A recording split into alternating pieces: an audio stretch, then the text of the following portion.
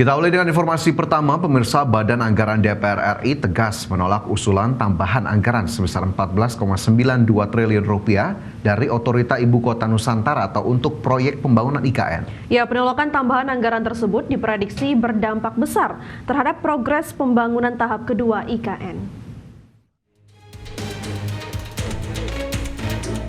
Dalam rapat kerja, Badan Anggaran DPR RI resmi menolak permintaan tambahan anggaran sebesar 14,92 triliun rupiah dari Otorita Ibu Kota Nusantara atau OIKN. Dengan keputusan ini, pagu anggaran OIKN tahun 2026 tetap berada di angka 6,2 triliun rupiah. Kepala Otorita IKN Basuki Hadi Mulyono menyebutkan penolakan tambahan anggaran IKN tersebut bisa berdampak besar terhadap progres pembangunan tahap kedua IKN, di mana tahap kedua ini seharusnya berfokus pada pembangunan kawasan legislatif, yudikatif, serta infrastruktur pendukung. Mohon tambahan 14,92 triliun yang totalnya adalah masih dalam kerangka anggaran 48,8 triliun yang sudah disetujui oleh Bapak Presiden untuk ditugaskan pada kami mulai membangun dan menyelesaikan ekosistem yudikatif dan legislatif selama 3 tahun sejak 2025 dan sampai dengan 2028. Basuki menambahkan usulan tambahan anggaran 14,92 triliun rupiah tersebut sebenarnya merupakan bagian dari kerangka besar anggaran pembangunan IKN tahap kedua yang mencapai 48,8 triliun rupiah dalam 3 tahun mendatang. Sementara target yang dicanangkan Presiden Prabowo Subianto adalah menjadikan IKN sebagai ibu kota politik pada tahun 2028. Oleh sebab itu, pembangunan gedung DPR, MPR, Mahkamah Konstitusi, Mahkamah Agung hingga hunian penunjang harus dikebut sesuai jadwal.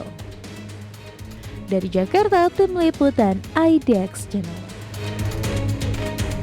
Sementara itu, Komisi 2 DPR RI menilai keputusan menolak usulan tambahan anggaran Otorita IKN 14,92 triliun rupiah merupakan hasil rapat badan anggaran yang diterima Komisi 2 melalui surat tertanggal 11 September 2025. Wakil Ketua Komisi 2 DPR RI Zulfikar Arse Sadikin menegaskan bahwa hasil rapat dengan badan anggaran diputuskan secara tegas bahwa seluruh tambahan anggaran untuk tahun 2026 tersebut tidak dikabulkan.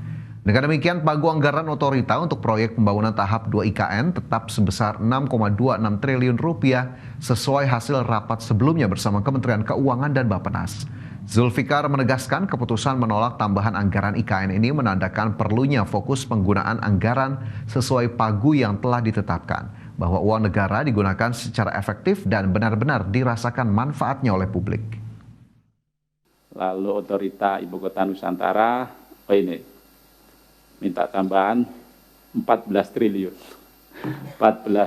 920 miliar rupiah. Nah, ini semua sudah kita tetapkan pada pendalaman di kesimpulan yang lalu dan sudah kita komunikasikan dengan Banggar, masing-masing anggota Banggar dari Komisi 2. Namun demikian, ini kita dapat surat dari Banggar tertanggal 11 September 2025 terkait penyampaian hasil pembahasan RUU APBN tahun anggaran 2025. Nah, ini 8 mitra kerja kita berdasarkan surat ini yang ditandatangani oleh Ketua Banggar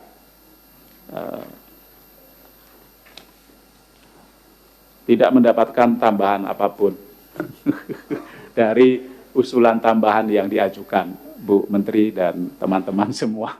Menteri Keuangan Purbaya Yudhisadewa meyakini penempatan dana segar sebesar 200 triliun rupiah di perbankan bisa menggerakkan perekonomian lebih cepat dan akan berdampak pada penerimaan negara dari sektor pajak. Setiap pertumbuhan ekonomi 0,5% bisa menambah penerimaan pajak hingga 100 triliun rupiah. Menteri Keuangan Purbaya Yudi Sadewa meyakini penempatan dana segar sebesar 200 triliun di perbankan Himbara bisa menggerakkan perekonomian lebih cepat. Nantinya jika ekonomi berjalan, penerimaan negara dari sektor pajak akan naik.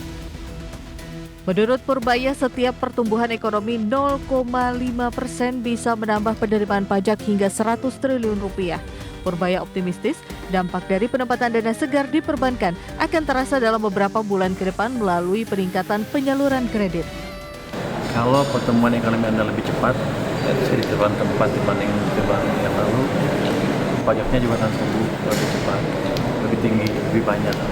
Kalau kita anggap rasio pajak ke PDB-nya konstan, setiap kenaikan 0,5% dari pertumbuhan ekonomi, saya akan dapat pajak tambahan sekitar berapa ya? Kalau nggak salah saya nggak salah itu 100 triliun lebih. Jadi saya taruh bibit uang di bank dengan harapan akan menjalan supaya pada akhirnya pendapatan pajak saya naik. Seperti diketahui, penyaluran dana segar sebesar 200 triliun rupiah ke perbankan Himbara telah terrealisasi. Pemerintah berharap dana segar tersebut dapat memperkuat likuiditas perbankan yang pada akhirnya mampu menciptakan peluang ekonomi melalui penyaluran kredit ke sektor real. Jakarta, Raharjo Patmo, IDX Channel.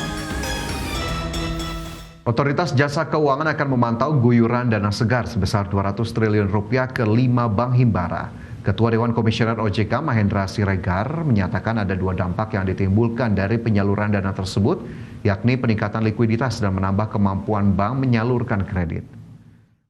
Menurut Mahendra, secara teknis rasio alat likuid terhadap dana pihak ketiga meningkat.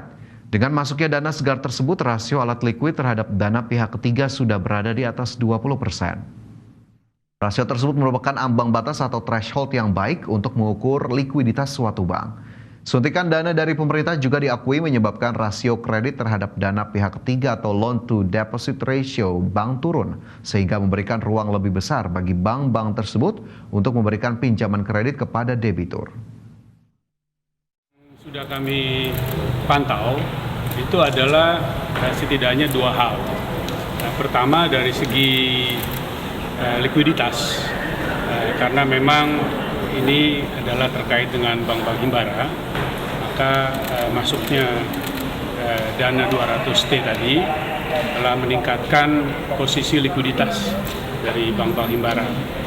Kalau mau sedikit lagi lebih teknis ya, yang rasionya antara alat likuid dengan dana pihak ketiga, DPK, itu sebelumnya beberapa di bawah 20%. Dengan adanya masukan dana 200T ini sekarang sudah berada di atas 20%. Dan memang 20% itu threshold yang baik.